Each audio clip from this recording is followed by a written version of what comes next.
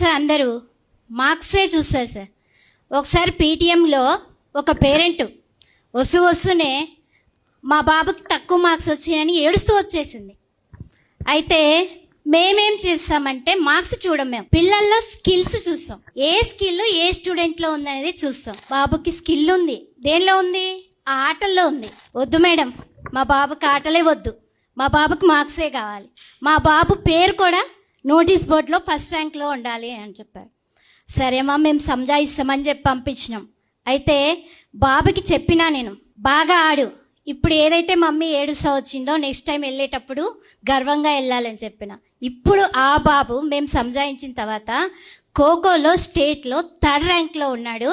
బాబు poster, పెద్ద poster చేసి మేము గర్వంగా స్కూల్ మొత్తంలో పెట్టినాం. ఫస్ట్ మార్కుల్లో పోస్టర్ రాలేదు కానీ స్పోర్ట్స్ లో that's a very good initiative. మార్కులు వచ్చిన వాళ్ళకి మాతో మాత్రమే ఫోటో ఉంటుంది ఫస్ట్ ర్యాంక్ స్టూడెంట్ అని.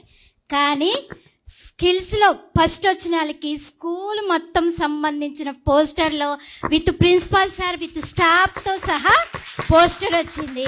అలాంటి స్కిల్స్ కోసం పేరెంట్స్ ఎప్పుడు కూడా సపోర్ట్ చేయాలి, కంపల్సరీగా పిల్లలకి సపోర్ట్ చేయాలని నేను ఎవ్రీ పేరెంట్తో కోరుకుంటున్నాను.